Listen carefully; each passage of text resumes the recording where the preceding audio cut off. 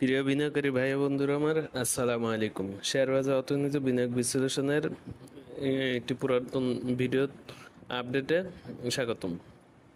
আর এই ভিডিওটি দেওয়ার অন্যতম কারণ হচ্ছে সফলতার যে কয়টি নিয়ামক আছে তার মধ্যে একটি অন্যতম হচ্ছে ধৈর্য এবং সঠিক পরিকল্পনা। সেই বার্তাটুকু দেওয়াই এই ভিডিওটির মূল উদ্দেশ্য। নিজের ঢোল নিজে পেটানো এখানে কোনো উদ্দেশ্য না। এই প্ল্যাটফর্মের নিজস্ব ট্রেডিং প্ল্যান প্রথম শেয়ার করা হয়েছিল 12/7/2025-এ।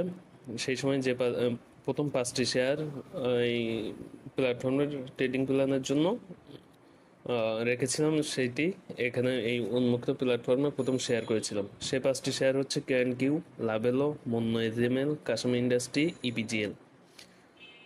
যখন দিয়েছিলাম তখন KNQ এর মূল্য ছিল 213 টাকা 50 পয়সা। বর্তমান আছে হচ্ছে 336.60 পয়সা, যা মূল্য পার্থক্য দেখা যায় 123.10 শতকরা হিসেবে 57.66। লাভেলে ছিল 95 টাকা, বর্তমান আছে 101 টাকা 90 পয়সা, মূল্য পার্থক্য 6.9 শতকরা হিসেবে 7.26। মন্য এজিমেল ছিল 329.20, বর্তমান আছে 409.80, মূল্য পার্থক্য 80.60, শতকরা হিসেবে 24.48। কাশ্মীর ইন্ডাস্ট্রি ছিল 33.50, বর্তমান আছে 46.10, মূল্য পার্থক্য 12.60, শতকরা হিসেবে 37.61। পিজিএল ছিল হচ্ছে 16.60, বর্তমান আছে 22, মূল্য পার্থক্য 5.40, শতকরা হিসেবে 32.53। তাহলে দেখা যাচ্ছে যে আসলে যদি সময়কাল ধরি, 12 জুলাই অর্থাৎ শনিবার ছিল, 13 জুলাই থেকে যদি ধরি আজকে পর্যন্ত, তাহলে 13 জুলাই দেড় মাস সময়ের ভিতরে দেখা যাচ্ছে যে KNQ এর 57.66, লাভেলো 7.26, মন্য এজিমেল 24.48, কাশ্মীর ইন্ডাস্ট্রি 37.61, ইপিজিএল এর 32.53% পরিবর্তন হয়েছে, ইতিবাচক পরিবর্তন হয়েছে। তাহলে যদি এই এভারেজ যদি ধরি তাহলে কত পার্সেন্ট, মানে বছর হিসাব করলে যদি দেড় মাসে যদি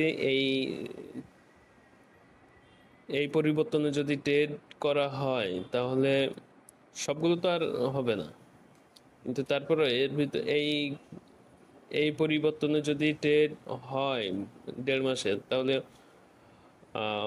12 মাসে কতটুকু হতে পারে,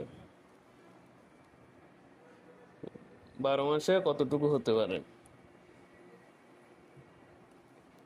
এটা আমি আসলে অল্পতে তুষ্ট। আমি অ্যাট এ টাইমে কোনো বেশি ধনীও হতে চাই না, কারণ অ্যাট এ টাইমে কোনো কিছু পেয়ে গেলে সেটা আসলে ধরে রাখা যায় না। এই যে যেটা হয়েছে, এইভাবে যদি একটা বছরও যদি হয় তাহলে আসলে পোর্টফোলিও কেমন হতে পারে, এই বার্তাটুকু দেওয়াই আমার উদ্দেশ্য। যে আসলে সফলতার যে নিয়ামকগুলো আছে তার মধ্যে একটি অন্যতম হচ্ছে ধৈর্য এবং সঠিক পরিকল্পনা। এই ভিডিওটি দিয়ে আমার নিজের ঢোল নিজে পেটানোর কোনো উদ্দেশ্য নেই, শুধুমাত্র এইটুকু বার্তা দেওয়াই আমার উদ্দেশ্য যে ধৈর্য এবং সঠিক পরিকল্পনা